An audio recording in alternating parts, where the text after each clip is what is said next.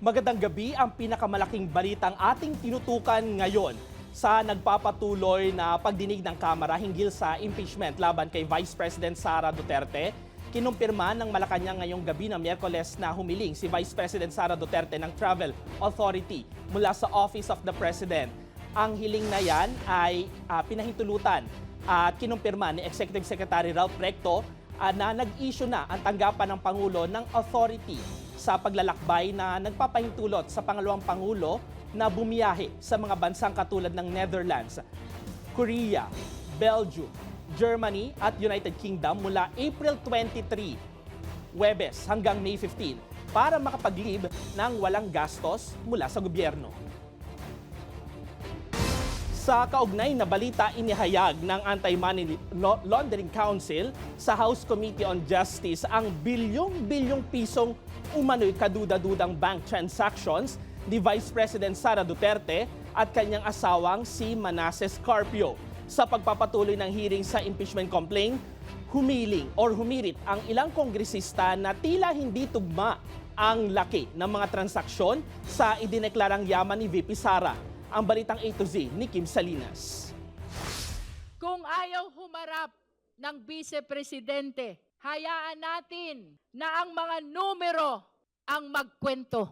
Hindi na nakatiis ang chairperson ng House Committee on Justice na si Congresswoman Jerville Luistro at binanata na si Vice President Sara Duterte dahil sa patuloy na hindi pagdalo sa hearing sa impeachment complaints. Sa totoo lang, nagos na nga tayo. Tila ginagaslight pa tayo. Ang mas mahalagang tanong ay kung nasaan ang pera. Ang gusto natin ay testimonya sa ilalim ng sumpa. Pero ang ibinibigay sa atin, press release at content sa social media. Ayon sa mga naunang pahayag ng kampo ng bise, hindi kailangan ng kanyang presensya sa hearing na anilay politically motivated lamang.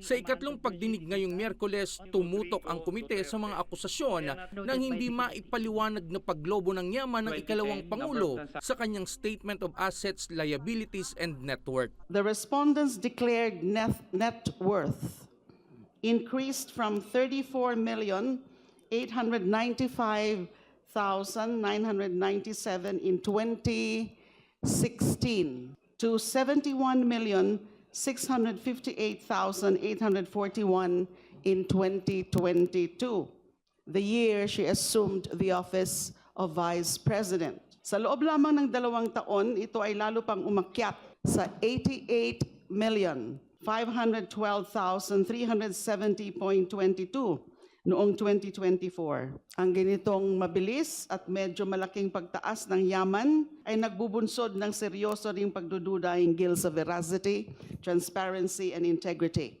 of the Vice President's financial disclosures. Pero ang pinagtataka ng mga miyembro ng komite, at noong 2019 at 2024, kahit na 5 po, wala po siyang dineklara na cash at saka cash on hand. Tama po ba? Based on the submitted SALN, Your Honor, wala pong nakalagay na cash on hand or bank deposits. Kahit 5 po? Wala pong nakalagay, Your Honor. Hindi wow.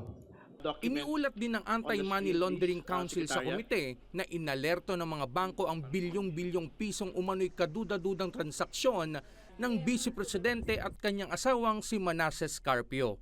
Ayon sa report ng AMLAC, mula taong 2006 hanggang 2025 ay umabot sa 33 ang kaduda-dudang transaksyon at 630 naman ang covered dealings ng mag-asawa na aabot sa halagang 6.77 billion pesos. Sa pamamagitan ng mga numerong ito, malalaman natin ang tunay na pagkatao sa likod ng posisyon.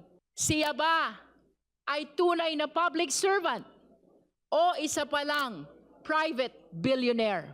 Paliwanag ng House Committee, ang mga dokumentong ito ang magsisilbing body of evidence upang matukoy kung may sapat na basihan ang reklamo ng betrayal of public trust laban kay VP Sara na isa sa mga impeachable offenses sa ilalim ng konstitusyon. Para sa Balitang A to Z, Kim Salinas.